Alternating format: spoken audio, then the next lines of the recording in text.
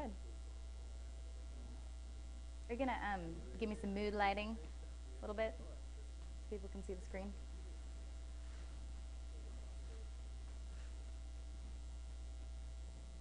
Okay, well, I guess I'll go ahead and start. Thank you for coming, everyone. Um, I didn't think anyone was going to show up, to be honest. It's like the middle of the day on a Wednesday. But my name is Trish Laskey, and I live in Nashville, and I work for a company called iDesign. And iDesign is a company that's about 3 years old, actually 4 now. Wow. I've been with them for 2 years, and it's a web and graphic design firm. And this year, we've rolled out this new online platform, and it's called FanCue. So I've kind of taken that under my wing, and it's basically my baby. But we've done really, really well with it, and we've got some great artists going. So apparently, Eric thought that, well, actually, I told him I'm the expert on the topic, and I should present something. So here I am. I'm really casual, so if you guys have questions throughout, just let me know. I don't do this a lot, so, I'm just going to wing it. Basically, I wanted to really focus on creating the artist-fan relationship. I don't know, this is really directed more to musicians and bands, but obviously I'm sure everyone here is connected in some way or another, maybe as a manager or a record label executive or whatever.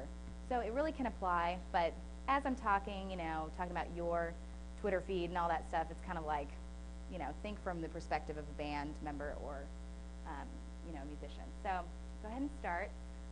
Cue the music. That's a cute little play on words. FanCue. Just don't forget it. Like I said, we want to focus on growing your fan base. So obviously, when you put online in there, everybody's already thinking Twitter and Facebook and all this stuff, and that's great, but I kind of wanted to talk more specifically, just based on my experience, what we've done to use different tools online to grow fan bases, and most importantly, once you have that fan base, continually monetizing the relationship and really, making money off of it and kind of using that as the new platform of the music business, or model, I should say. So you guys get like a front row view. Maybe I should turn it this way. I wonder if I can do that. I'll just have to get a little preview. I really thought that this was an adorable image, so I incorporated it into my presentation. But basically, I think sometimes people when I talk to clients, I think they get a little bit wrapped up in, depending on an artist's goal, they get really wrapped up in the end result. But you kind of have to give yourself credit for what you've got going now. So it's kind of like, what comes first, the fans or my fabulous website and all of these tools? Well, it's kind of, both of them come first, basically. You want to use what you have to help build a really strong foundation so that you can have that relationship moving forward and have those people as little advertisers for you, obviously. I mean, this is kind of basic stuff. I don't know what, level of expertise everyone has. I'm sure there's a lot of different levels as far as using online tools for your music and promoting it and everything, but if there's something that's like, redundant, I'm sorry. Too bad. Okay, so one thing I really tell my clients now is to, like I said, really don't discount the people that you have following you now. You really want to observe their behavior. How are you connecting with fans? I think before you start any kind of production or going in to develop a website or whatever it is, you really need to know what you've got now and the direction you want to take yourself. I think if you have an idea of who your fans are and how they use different tools on the internet, I mean, obviously, a middle-aged person listening to jazz all the time is going to have a different, they're going to want to approach that person differently than someone that's 16 listening to Taylor Swift, obviously. But really, the fact is that you can use these online tools no matter what age demographic. I think it just kind of depends on what you need to focus on. Okay, so we all know this stuff. I kind of was curious. I didn't know who was going to show up. As I said, I kind of thought no one would show up. So I was thinking, who here has if you're a musician, if you can just give me a show of hands. I know it's annoying, but if you really know who your fan base is, like if you really feel like, I have a solid idea of who my fan base is and how to connect with them. Anyone? or I guess you wouldn't be here if you did. Just kidding. So you do. You know who your fan base is, and do you have an example of, not to put you on the spot. Okay.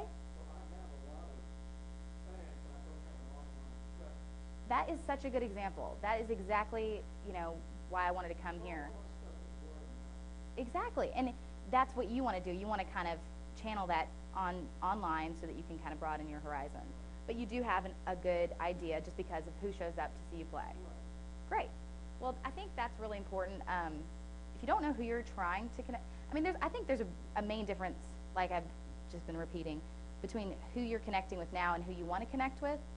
Obviously you always want to broaden your horizons, but we can all be there together, and each genre is going to have a certain demographic to some extent, but really establishing where you're at now and then where you want to be, I think that's something that people don't really think about, at least people I work with. I don't know, maybe it's just a Nashville thing. Okay, so the main reason we're here today to talk about fans and with relation to online tools. So you've obviously got your website, you've got the social networks that, I don't know, I feel like it's on the verge of being like overplayed. Anyone? If someone mentions Twitter again, I might freak out. So just don't say it.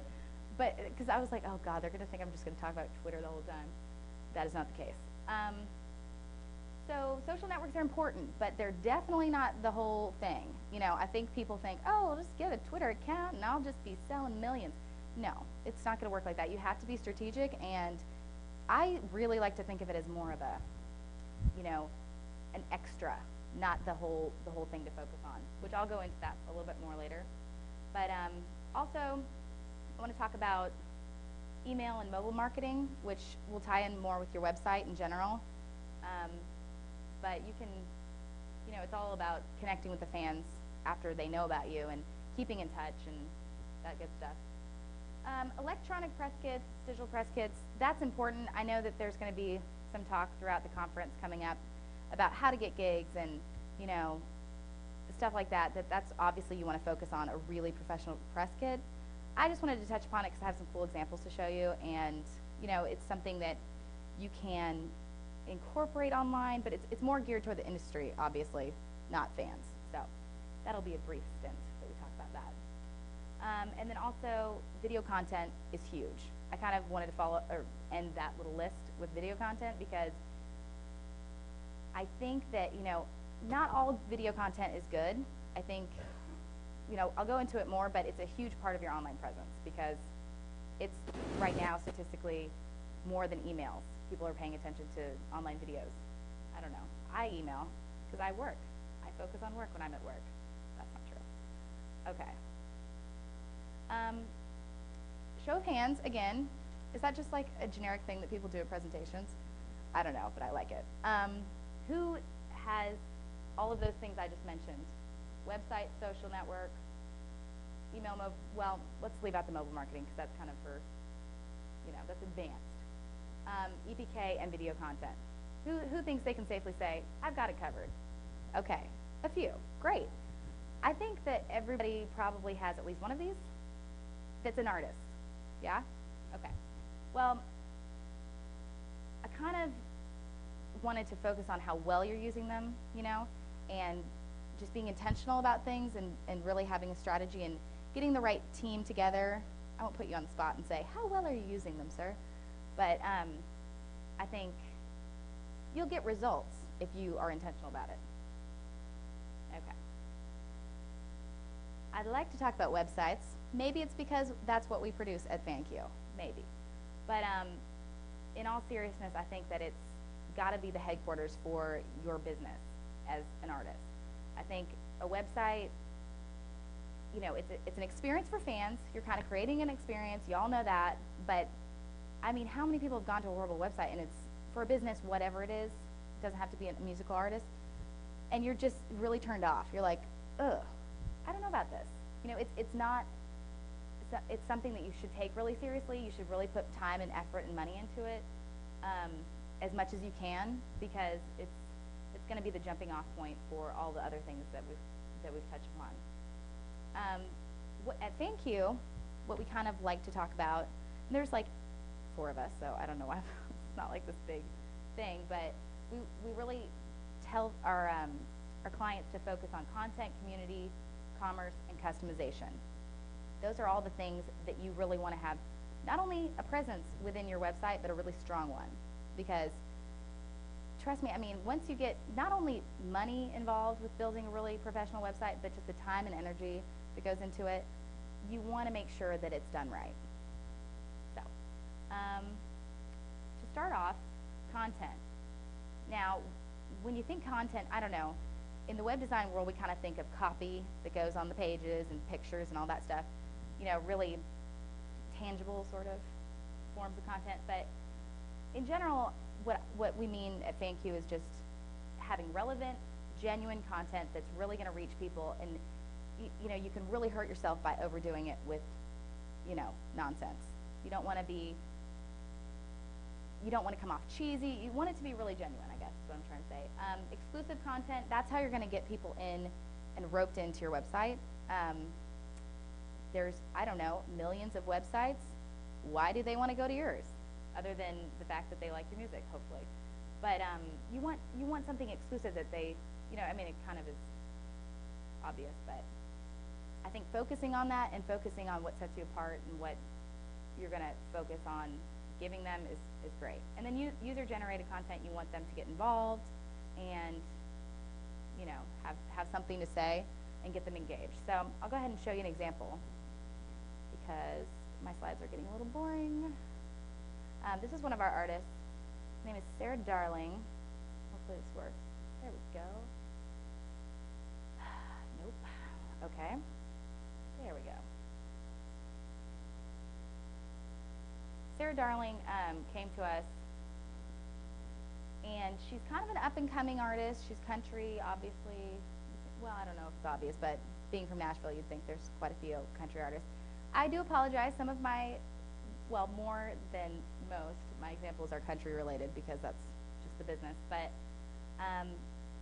yeah, she came to us. She's a young artist. She's starting out. She's had her first album released, and she wanted something, you know, really professional. I mean, she's signed with a small independent label, but she wanted something that fans could really sink their teeth into. I think, maybe I didn't really mention this before, but when you want to build backwards. Like, what are your goals? Are you an act trying to get a record label? Okay, you need to be professional. You need to be well recognized by industry professionals. And around Nashville, people don't even go to showcases if they don't see your website. I'm telling you, I don't look at Myspace things. I mean, sometimes, but it takes like 10 minutes to load, and you're like, I gotta get out of here. It's 5:15. I want to go. You know, so I think that there's just so much importance, and I know everyone knows that it's important to have a website, but having something that's this sharp, of course, my company made this, so I'm kind of bragging, but having whoever develops it, it needs to look good. Anyway, kind of got on the tangent there. As far as the content goes, what she did was did a kind of an exclusive content thing where her fans could submit stories. Okay, this is kind of a weird thing, but she wanted to come up with something custom that was unique, not just a message board. Hey, Sarah, how's it going? Oh my God, you're so cool. You know, that's fine, but she wanted to really have fans think about it. I mean, one promotion she did, she had film students create videos as her next video. Not only is that cost effective, it was really successful. They looked awesome, and it got kind of a buzz going about her. I think not only in the realm of, you know, her fans, but also in the industry world, kind of like, wow, that's a really creative thing, and you know, she got a lot of press on it. What she did here was engage fans by incorporating her first single, which was called Jack of Hearts, and it's about, you know, some guy breaking her heart. I don't really know, but you know, the chorus is about the Jack of Hearts. So she's like, how about everybody submit your stories about, you know, your Jack of Hearts in your life? And, you know, people got into it. There's all these kinds of, you know, different stories, and my Jack of Hearts became my king. I know you guys are so fascinated to see that one. It's very cool. Okay, and as far as, okay, that's an example of exclusive content, obviously. Another example of what we were talking about, what was the other content thing we were touching upon? not a big fan of PowerPoint. Oh, I guess that was user-generated content. It's both, because the people that submitted their user-generated content, I'm just combining them because I messed up, but they have to sign into her community, and that's another thing that we'll progress to. But in order to enter this, it's not a contest, obviously. In order to submit their Jack of Hearts story, they have to sign into the community. Therefore, they get, Sarah Darling and her record label. They get names, addresses, zip codes to target people when she's touring. Get all that information that's just priceless, and that's how you kind of capture them. But you want it to be a really consensual, thing. You don't want to force people to be part of your community, because then you're gonna just turn them off as fans anyway. So, alrighty. Nice segue, Trish, into community. Like I was saying, what we focus on is, user accounts, and it's really not that complicated. It seems complicated. I think people in my world get a little intimidated when they come to develop a website, and they're like, what do you mean there's going to be all this user content, and they're going to get all involved and mess up my site? It's like, no, they're not. You want that information so that they can have access to the message board. You can hit them with email updates. Like I said, obviously when you're touring, that's huge. You can enter, with our program, you can enter zip codes and just target those people specifically. It kind of depends, obviously, if you're just playing around town, that's not going to be huge for you right now. But if your goal is to be touring nationally, then, get those tools in place. Okay, another way to engage fans is video chats with the artists. We did this for Dirk Bentley, who's a country artist. I don't know if anyone's heard of him. He's amazing. But it was kind of overwhelming because he has a lot of adoring female fans.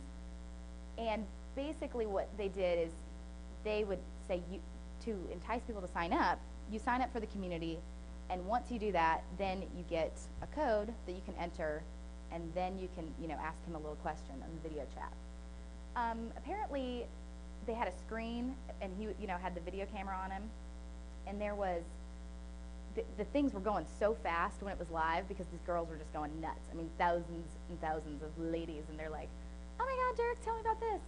And they couldn't even, stop it to get a question, hardly. So, I mean, obviously that's kind of, in the country world, superstar level. But I really think that there's ways you can make this work when you're just starting out. I mean, be creative. I think seeing examples of what really works for superstars may not be relevant today, but maybe you can put a spin on it and make it relevant. So, but you're not going to be able to contact those people about your video chat if you don't have their email, right? That would be a problem. Okay. Another example of community stuff is obviously message boards. Another country example, Jeff Bates is one of our clients. And we didn't actually design this site. He came to us afterwards. We had a different provider, and now we just kind of implemented the platform on the back end. So basically the FanCue platform, I don't know if I went into that in too much detail, but it's the bones of the whole site. It's not the design part. I mean, we do custom design on the front end, but basically it's all the database work on the back end. Lots of fun computer geek speak. I love it. Okay. The message board. I mean, Jeff Bates has these fans that are crazy about this, and this is where we go back to knowing your audience, because I'm not a huge message board gal. I don't go on there and get so excited about it. But we have the Flecktones website, and they had before they switched over to us from another provider, they had this great message board going. I mean, you have people from all over the world engage on that, and it's really a good tool to use. Here you can see his little posts and everything. So that's just another country example. How many people here listen to country music? 1, 2, 3. Awesome. Okay, I studied music business at Loyola, and one of the first days, we had a songwriter from Nashville come, and I was totally excited. I was like, oh my God, this is so cool. And he looked at the crowd, it was just blank stares, right? Like you guys, when I'm talking about country. And he's starting to talk, and he's like, wait, how many people like country music? I was the only one in the back like, I do, oh my God, it's so great. Anyway, I got made fun of for the rest of the 4 years. like big time.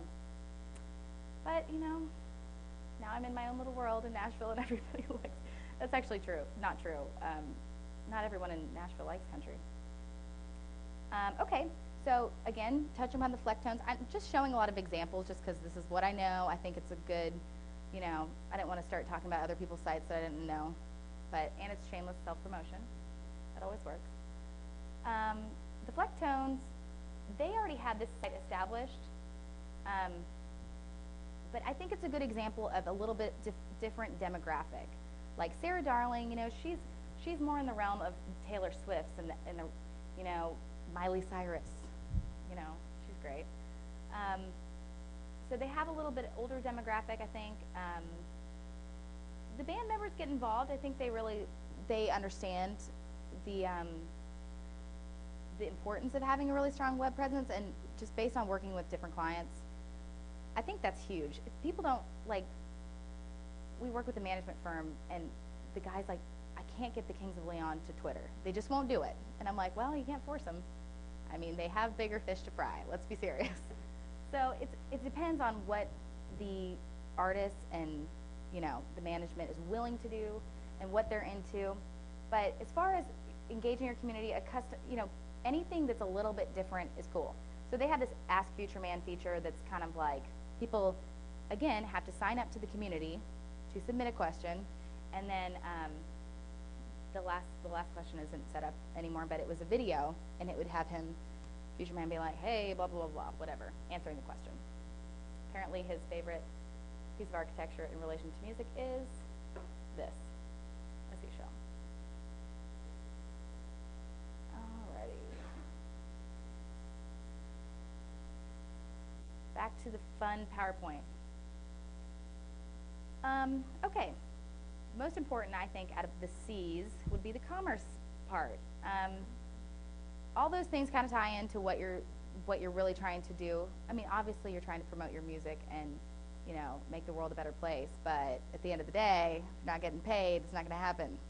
So, you know, you really have to take it into your own hands, I think. I mean, Dierks Bentley, for example, he started out a few years ago with a different company very similar to mine.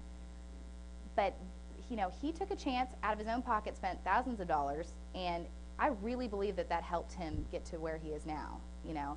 So it is what you make of it. You want to drive traffic to your site, and I'll touch upon that with the social networks, but like I said, it's the headquarters, and when you get people that are engaged in your community and when you get them driven back to the site, you have to present a tasteful opportunity for them to engage in purchasing something. I mean, you don't want to be shameless about it, and I've been to sites that are just obnoxious. I'm sure we all have, you know, whether it's a music site or not. And you're like, okay, no, I'm not going to buy your stupid product because it's dumb. But this, I don't know how you guys feel about it. Let's take a vote when I get the screen ready. I don't like being the only one talking. So, what do you guys think of this? This is, you come to the site and it is a splash page. I don't know, it's taking forever to load. But Gloriana is another up-and-coming country band, and they just released an album. And they have these little fan packs. I think it's kind of cool. If you think about the demographic, don't think about yourselves, because, whoops. Don't think about yourselves, because I know you're probably not going to run out and buy it. But their demographic is, you know, younger country listeners. Who thinks that this is obnoxious? This is actually what it is a splash page, and a splash page is essentially, that's what I call it. I don't know what, you can call it different things, but it's kind of like an intro page. You know, you don't always have it. Sometimes people have that for special promotions. Sometimes people have it just to have it. I don't really like that, because then it's like, okay, which I think my company site has that, but that's okay. It's sometimes, I think if you use it well, you know, and then people can go into the site, because it really does, it stopped me. Who thinks this is effective? It's very upfront. I guess there's 3 questions. Is it tasteful?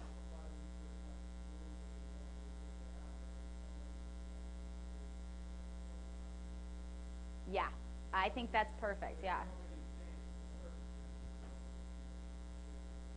That's a really good point, especially since they're kind of they're definitely up and coming. They are no Dierks Bentley, so for them, it's kind of presumptuous.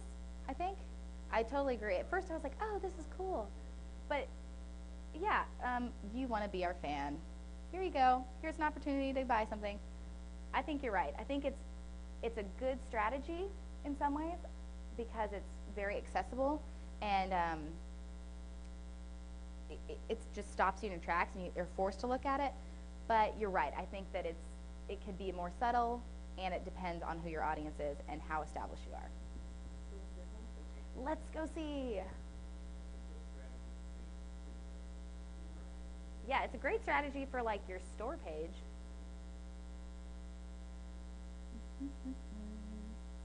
Sorry, it's taking forever to load. I have one of those little air cards, and I think the Sprint reception isn't the most fabulous in here.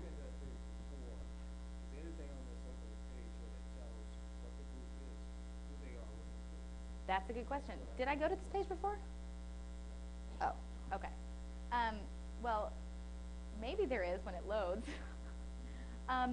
That's a good question. I think, right. And I think that this is valuable. Having, I don't think Twitter feeds on your homepage is cool. I think it's annoying. That's just my little team at FanCue. That's just our thing. We're not huge Twitter people. We think it has its purpose, but there's more strategic ways to use that homepage real estate. It's such a prominent thing. So I think current news is important. It just so happens that literally their debut album was released 2 weeks ago or whatever. So I feel like this is maybe a little bit better way to promote the album than those fan packs. To me, the splash page was just like a fan pack, really? So I'm gonna shell out $60 for something I've never even heard. Maybe if you have download this free single and get them engaged, I think that would be more effective, but that's just me. They're not our client, by the way. Exactly. You got me here. Okay. Yeah, this is not our client, by the way. So, I mean, they're great, but so yeah, here's the homepage. It doesn't. I think using a lot of images, using a lot of tastefully presented videos is good. I think sometimes people get a little too cluttered with their videos, and it really takes away from the design. And I'll talk about that in the next section, but design is huge at our company. So as far as your question, though, it doesn't really, no. I mean, obviously you can probably guess that they're musicians and they're country musicians, but you're right. I mean, there's nothing explicit that says,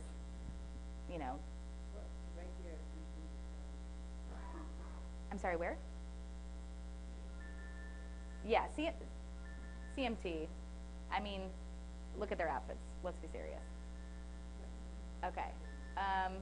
Oops. Alrighty. So that was fun. This is kind of a redundant slide, but your revenue stream is coming from where? Well, it's coming through, and I'm not even talking about physical copies that you're selling out at gigs, because this is about online stuff, so I won't touch upon that. But you want to have a place to download from your website, obviously, whether it's an affiliate program through iTunes or whatever floats your boat. There's this company called Bandbox out of Nashville that does a really cool little e-commerce widget. Our company does custom shopping carts. I mean, it's real simple. So basically, you have to have your music accessible. I mean, and you have to have it, a really easy store page, and on the home page even, driving them to the store page. So, and also, for doing the whole project, it depends. We do a whole comprehensive website, so that's a whole custom design, and then the whole build out of the FanCue platform, which on back end you can go in and control every aspect of the site. You're controlling all the content. You can create your own contests, banners. Okay, that's kind of a spiel, but the website started about $4,000 and go up from there, and then there's monthly licensing fees that are associated with that kind of cover your hosting costs, your email marketing. But it's a good question. That's something I was going to bring up at the end, but just the e-commerce part. We haven't really done that so much, but we just have to price it out custom. I'd honestly probably present it to someone else that was I'd probably say this might be a better option. Like this bandbox thing, I don't know a ton about it, but we've been trying to partner with them a little bit more, and I think they have a really cost-effective way of putting a cool widget in there that fits the design, and it's, you know, not quite as expensive as building a whole custom shopping cart. Like, you don't always need that. I think if you're doing a whole site with one company, it's cool to do, but okie dokie, that was, there's a reason for that. Yes, very good question. It's FanCue is that content management system that we've developed. Yeah, we developed it, and that's a really good question because we have some clients that come along and we work with one management firm that really loves our design. They love the custom design, but they are dead set on using another platform called Drupal, and it's a different, yeah, and all ours is open source too, but it's really frustrating on from a design standpoint because it's much harder to manipulate. That's a good question. It was created, I don't know, our custom sites are built using open source. So maybe it is different, I'm not quite sure. Well, it's a combination, you're right. It's mostly, it's not so much a licensing fee like you can't create this. It's the hosting cost, it's the email marketing cost, but then it's the actual building of it as well. It's custom, just totally custom, yeah. It was created using open source coding. I mean, I don't know. I can put you in touch with one of our programmers if you'd like to discuss further. I'm obviously not one of those. Okay. Moving on. This is kind of a cool case study we did to show you guys. Compass Records is an independent record label out of Nashville. They do a lot of world music, a lot of really cool Celtic music, and a lot of very unique genres that are sometimes hard because they're not mainstream. It's kind of hard to generate revenue sometimes. I mean, they have great artists, so it's not hard for them, but it's hard, you know, they wanted to keep it all under one roof, if that's a way to explain it. But there's so many genres that it's hard to keep it all under one roof. So we created a custom site for them that has been working really well. And I'll wait for it to load. But basically, you know, this is an example of a record label that has a huge catalog, and they want to have everything accessible for the fans online. They want, you know, you can search for whatever artist it is. The thing I wanted to point out about this homepage is it's kind of like you're at the store already. It's not about, it's all about selling the product. Does that make sense? Like you've got your featured titles. If there's any record label people out there, this would be a way to go. You know, really featuring all of your artists and,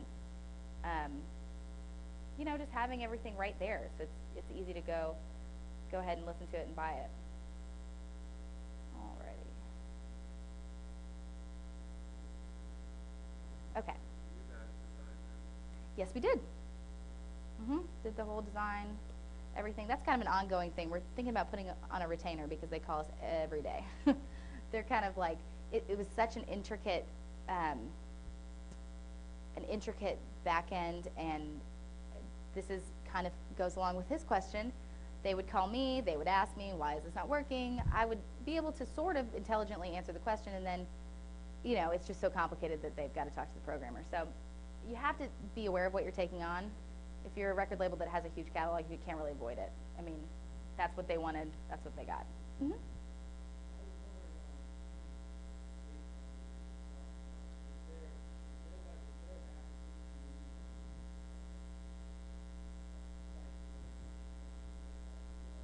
Absolutely, yes.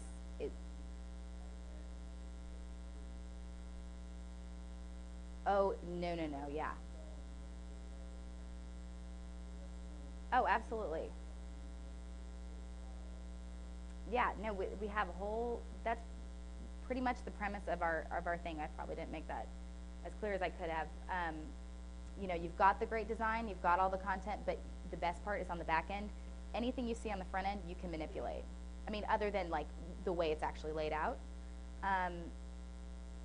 Just the content, yeah. And we build it in, well, the FanCue platform is set. I mean, there's different things you can do. If you're just going to get a custom site, a lot of artists that don't maybe have the budget to license that or for the fee every month or whatever it is, and they just want to do something smaller with a news section and uploads, MP3 uploads. We can do that too, and we kind of build it backwards and do it custom for whatever you need to have access to. Okay, here's the site we did for Dierks Bentley. And this is the customize point of my presentation.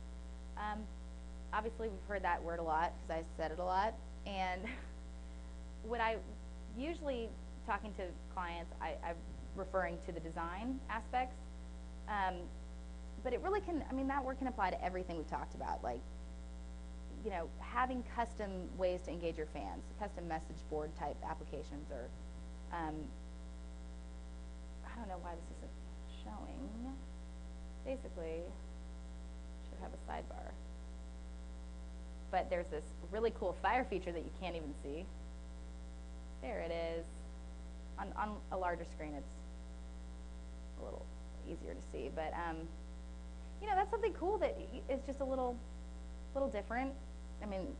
Usually it's like all the way down there, but it's custom, it's different. You don't see anything like that. So I think if you have a good team, if you have a designer or a team of designers and you just come to them, you don't have to even come up with that ideas all the time, but they'll come up with something really cool.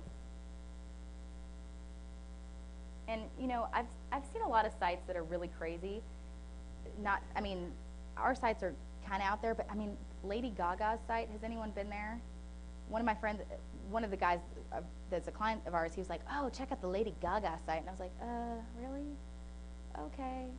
It's nuts. It's crazy. You guys should check it out sometime. But, she's very eye-catching. It really reflects her personality, I guess.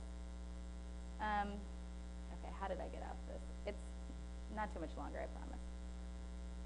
Okay. Getting creative is pretty much the name of the game. I think you really have to relate it to who your fans are. Think about what's relevant to them. Don't think about, take into account what's working for other artists that are really successful, obviously, and strive for that. But if it's not going to, matter, then what's the point of spending time and money putting into it? The priceless experience for the fan. I thought this was kind of an interesting point to bring up that I learned more about at this digital conference in Nashville this spring, I guess it was. They really were talking about create an experience, create something that fans aren't going to care how much it costs. If you can get on there and sign up for the fan club and chat online with Dierks Bentley, or there were some really cool ones where they had, more standard contest things, but, a flyaway to Boston to see someone play and have dinner with them, and whatever you think is going to be relevant and cool to your fans, like, you can do that at any level. You can be like, hey, come get a burger with me. I don't know, that would be kind of boring maybe, but, or meet and greets are huge too. It depends what level of an artist you are, but, meeting, just create that exclusivity. Get creative. Okay. Social networks. I'm not going to spend a lot of time on this because I'm sick of them. I'm just kidding. I think they're there, and they're huge, and everybody, my grandma has a Facebook account. That's weird to me. Anyone else? She's adorable. It's great, but it's just crazy.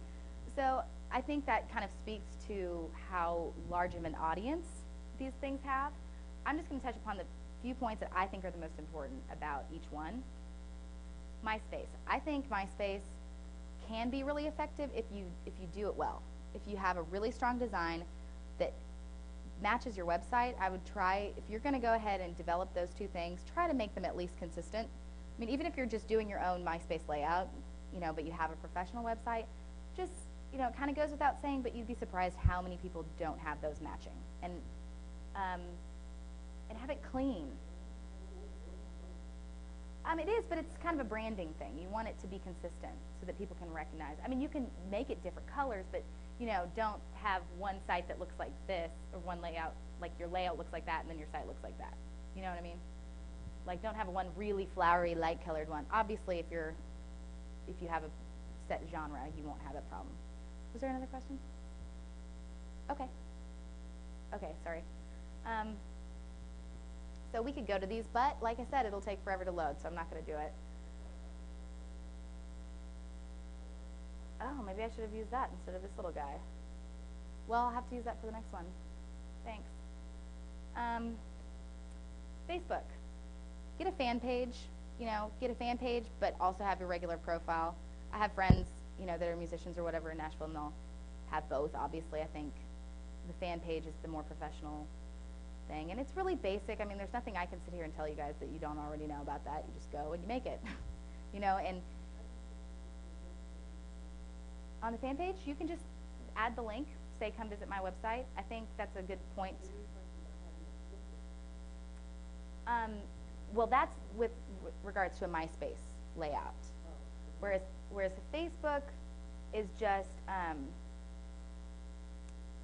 it's just, you can't design it. There's not a layout for the background. So it's a good tool in that it reaches a lot of people. It's really the most popular social network, obviously, we know this. Don't overdo it. I think with your messaging and posting, and I would keep it really concise and, throw some personal things in there, but, talk about, okay, we're playing. I think shows are huge. If you're touring regionally, if you're even touring, playing around town, make sure people know where you're at. And I don't care if it's a last minute change, because that happens a lot. If you're, something gets canceled, just, update your Facebook, and then people are aware of that, because it's, feeding through their main screen. And then drive traffic back to your site. Say, hey, check out these pictures from a gig I did last night. They're on my site. Well, I guess on Facebook you can use the photos. So it doesn't really matter as long as there's some kind of, kickback to the website. Twitter, I don't know. What is everyone's thoughts on Twitter? Who has a Twitter account here? Okay. Who uses it on a daily basis? Okay. I mean, I think it's really common. I think most people at least know what it is. I mean, I see like Matt Lauer on the Today Show, and he's talking about his Twitter, and they're like, okay. Do you have a question?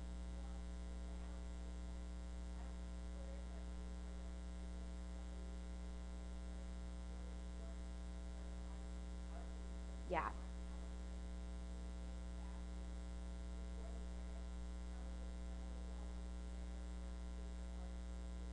Yeah.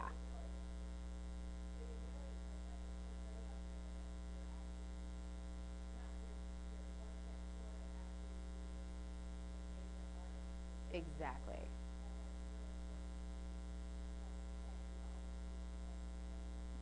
Yeah, I mean, you're so right. That's what people want. They want to feel connected.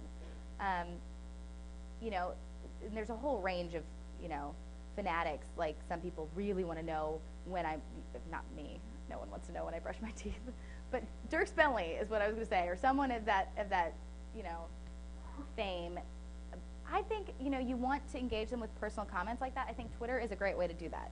Personally, from what I've seen artists using, I think Twitter is probably the best vehicle for that, just because it's limited. You can only type so much. Give them a little blurb about, try to make it more interesting than like, I had a latte at Starbucks, yum. That's great, but that's why people get annoyed with Twitter, I think, is because who cares? Some people do, though. It depends. Then you think about, okay, would my fans care? Probably not. Would they care? Maybe they really would. Okay. And then again, you can't really, I don't know. You hire someone like me, I guess. That's what I would do. Oh, you mean to actually post the Twitter blurbs? I see I thought you meant just everything. No, I see your point. I think that's why, even for someone like yourself, you said you're playing around town and you have maybe not a demographic that would be, you don't have a huge online presence right now, but even just having a Twitter account, because what if there's that one person that is really into it? Having it in, within reason. I'm not going to sit here and say, you better post every day. Post things that you think are important, because more often than not, that's what your fans think is important. Like, check out my pictures from last night's showcase at the Cutting Edge. Awesome. Is anyone playing a showcase here at the conference? Okay. Just curious. Okay, here is some video content. Now, I tried to hook it up so it would just pop right in, but at the last minute it wasn't quite working. So, let me just go ahead and do this real quick.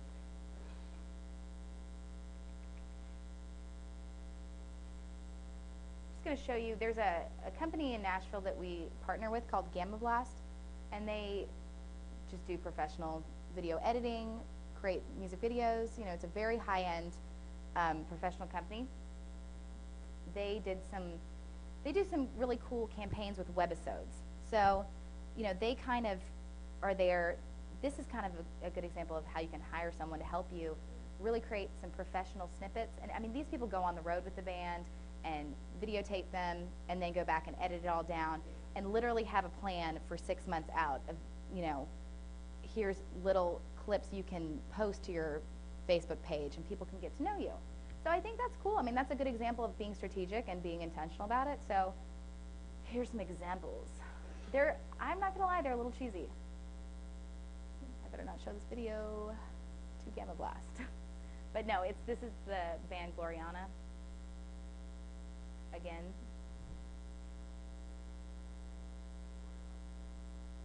Let's see. Why is it not? Oh, because it's not in PowerPoint. Maybe this isn't gonna work. Thoughts? Video person? Is it because it's not embedded into the PowerPoint that it won't show up?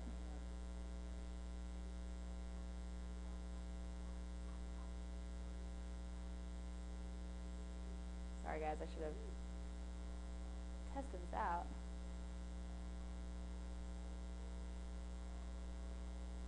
Well, anyone that can see it, you can see it. I mean, basically, it's kind of them talking, showing footage of them on the tour bus. You know, like she was mentioning, people want to get close to your fans. Well, this is what they're doing backstage, you know? For them, it's great because they're an up-and-coming band and it works. So that doesn't really work for my presentation, though, because I can't figure out how to get it in here. Yes. They did, you know, they decided that they wanted to go ahead and hire a company to do that because then they get the really professional, you know, video quality. The thing that I think you can also do is have your own video content and then get someone to edit it, you know? I mean, it's not cool, though, to just go out with your camera. I mean, this is all relative. I guess I've seen bands do it where they go out on tour and they're just having their road manager take little video clips here and there, and it just doesn't work as well as when it's done professionally. But if you can do that on your own, you can save a lot of money and then get it edited. Or if you have a friend that's really good at that kind of stuff. Okay, just a couple more slides. An EPK, like I said, I was just going to touch briefly upon this. You want it to be, first and foremost, professional. I have a friend that works at a songwriting competition. They get tons and tons of really bad, unprofessional press kits. And that's, I mean, granted it's not a record label, but if you're trying to reach anyone in the industry, or even your peers, you want it to be sharp. And I think the best way to do that is in the form of, you know, a disc you can physically hand to someone, but then, you know, they can go on and view it on their computer. Obviously you want to include promo photos, professionally done, preferably.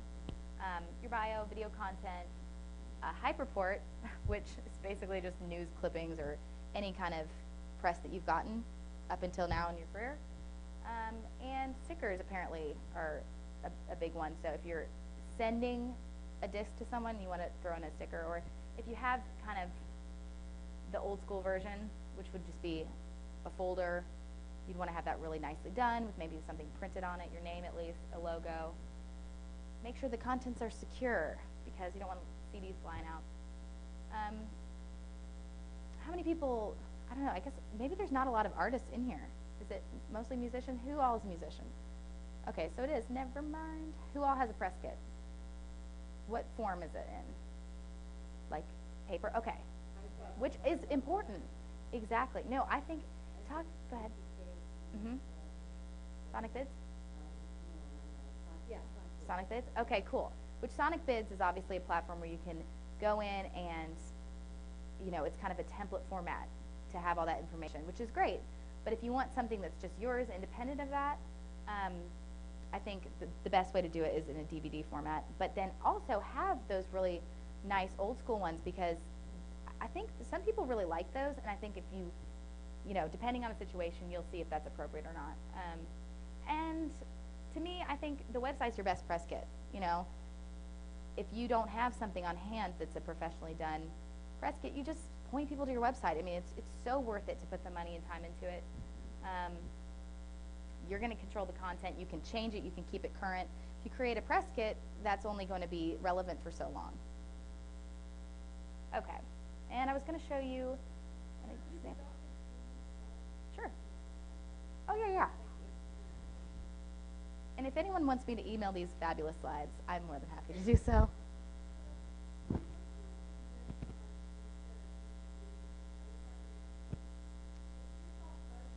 Okay. No, that's totally fine. Well, it kind of depends on, like I said, like who you're trying to reach. Like if you're trying, I think the name of the game though is definitely to simplify it. Think about if you were the person receiving the press kit. That's why I think, you know, an old school version, you have the folder, you have all the nicely printed out bio and everything. That's great, but because it's a little hard, everything's separate and it's just a little more cumbersome, I think having, you know, a professionally done, you know, disc with all of those things that they can just pop into their computer is even better. It's just more simple. Does that make sense?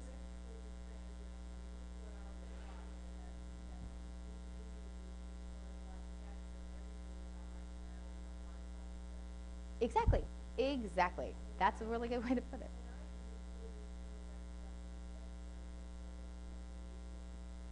That's a really good point. And I'll go. Yeah. I want to convert my old school first package to a DVD. Absolutely. And you know, I'd probably refer you to the partners that we work with, Gamma Blast. And after this, I can even show you. I won't put it on the big screen because these guys can't see it because I didn't hook it up right. But I can show it to you. There's a really great professional example, and you'd have to kind of contact them, but I can put you in touch. Mm-hmm. Yeah, but it's good to have both. Exactly, and it's much more targeted. And if you know, if you're talking to someone that really wants a press kit just for them, that's great to have. Another thing about the website being your press kit is what we do, and I think what you can find with other people that would develop a website, you can have a special section for downloadable press materials.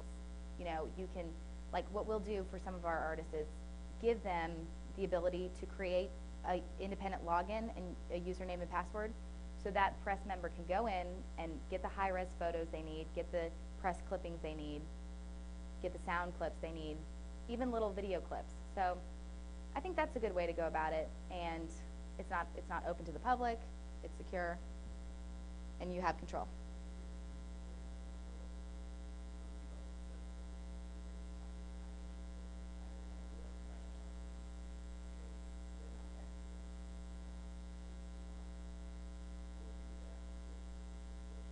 Okay, great. Well, that's good. Good to know. And I think, you know, if you can, if you're not running across that, there's no point in putting the, you know, money and time into it. I mean, it just depends what the situation is. They just do the website. Yeah, I hear you. I mean, totally. I think if as long as you have those other materials that, like the high-res photos and stuff, that you can even you know, email those to them afterwards. But okay, talked about that a little bit. I was going to show you an example. Okay, so this kind of wraps it up. I mean, I don't know. Obviously, the whole point of the presentation was to really think of it as your website being the core, then having all these other things feed into it. And you know, there's a lot. One thing I didn't mention is there's a lot of people that have Facebook, MySpace, and Twitter icons on their homepage, really prominently displayed. To me, that doesn't really make sense. I think it's important to have them. You want them to be, I mean, all in all, you do want them to be part of your community. So however that ends up happening, that's fine. But, you know, I'll have clients that are like, oh, can you plaster, you know, Twitter all over it? And I'm like, well, you don't want people to go to Twitter, and then they're going to be like seeing other tweets going on, and you're just going to lose them. You're going to lose the opportunity. So that's something to keep in mind. I think, you know, exactly, one way, not going back. Exactly. Okay, so are there any questions? Yeah, and if anyone has questions and they just want to talk about it, like specific to their own situation, because it's very broad, I know.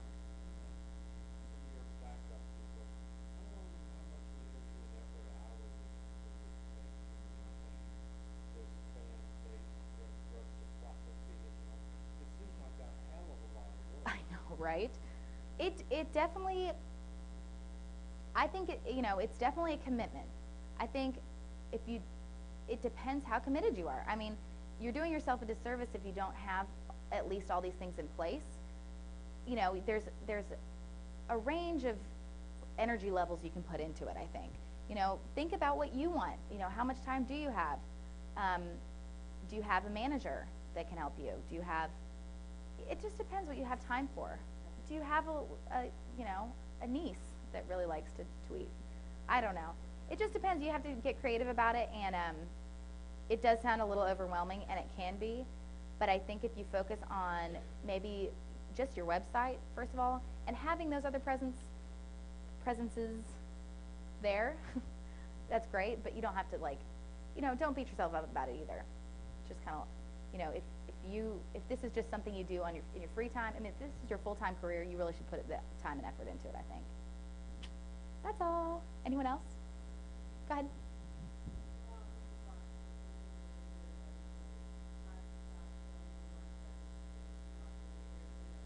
Uh-huh. Cool. Very good.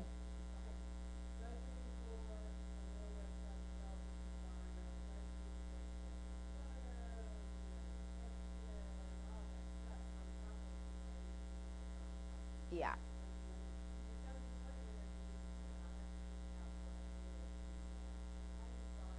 That's an amazing question.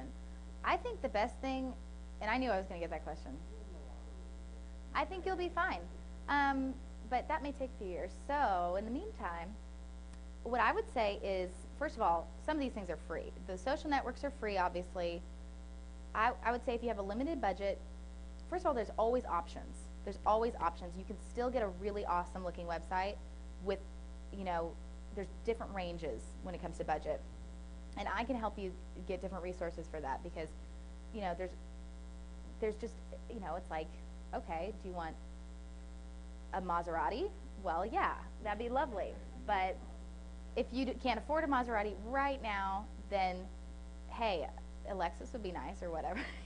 Get something a little bit, or that, or a Matrix, or a Miata. Volkswagen will work, you know, whatever. But whatever, as long as it's a nice new, you know, Kia or something. Enough about the cars, but just prioritize as far as that, and give yourself some time. Like, I wouldn't say, you know, we talk about things in phases a lot. Like, even just with respect to one particular website project, I'll say, you know, people will come and I will tell them all this and they will get overwhelmed, especially when I tell them the price. But you can do it in phases. You can work with it. You can get it to a point where it's really going to work for you. And if you can just save up and have a little bit to start a little nest egg and get that foundation going, that's going to be so much better than having a really dated, not as professional looking website that may have all the different, obviously it's not working for you, so it doesn't have everything you need, but, you know, we can talk about it more. Yeah, I mean, it's really hard to balance. I totally understand, especially if you're independent, you don't have a team helping you, but there's always, I mean, the good news is I think this is the best time to be an independent artist. I mean, you really can do everything on your own. So, yeah. I have a website. How often would you recommend, like, I change up all the pictures, or, I mean, I do minor changes about every week, you know, updates. Yeah, I I think need to have, like, a new book. Is there, There's not really. I think that you'll know kind of. I mean, as far as like updating the content, whenever you have something to update, update it. But it's just the design. The design, we don't really have a rule for that. I mean, we just kind of go with what the client wants. I mean, if we've had clients with us for the 4 years that we've been in business, and they just kind of, they just know. Or maybe you'll see something else that catches your eye that you're like, wow, that looks a lot more professional than mine. And it is hard to keep up, though. I mean, it really is. And I think if you keep your design more simple when you start out, that's better. So you can make little tweaks to it. That's something we do. Pretty much, I'd say every web designer that you'd work with would do is make little changes along the way, so you don't have to do a whole facelift. Go ahead. One of the things that we've done is we've taken the old pictures Mhm. from the beginning of the band, and we've got a separate page on that. Mhm. And the beginning, and it shows the first group that we had. That's awesome. We have the post-between right after the song and the first part back up. Mhm. Those kind of things, I think the band's pretty well. I love that. Totally. Like the Flecktones has tons of albums from forever ago. So, yeah.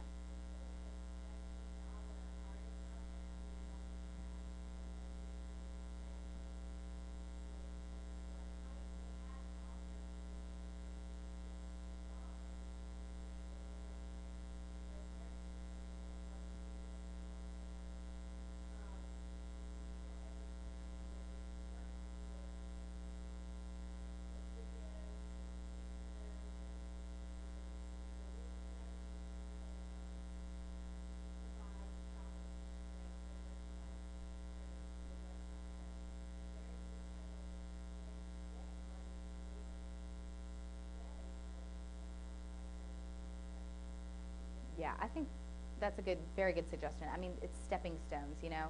You're not going to be able to get to I mean, and you can always improve upon whatever you have. So don't put too much pressure on yourself. The only thing, you know, there's so many options. And if you guys need to talk about that, I have lots of different partners that we work with that have different, you know, levels for different budgets and stuff.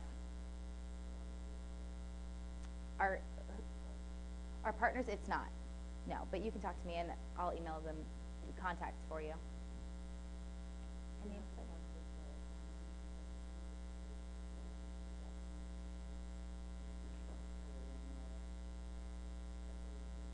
The trade show?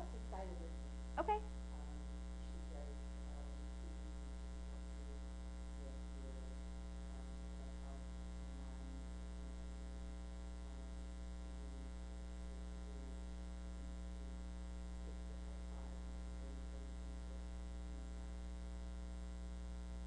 Cool. See Diana.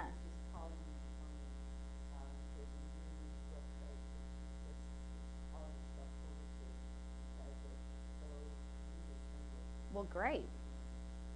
Everybody go talk to Diana. The site for FanCue is FanCue.com. Yep. And the main company is called iDesign, and it's iDesign, like iPod, inc.net. That's kind of a fun site. It's all in Flash animation, and it's like a cartoon video game. I encourage you to check it out.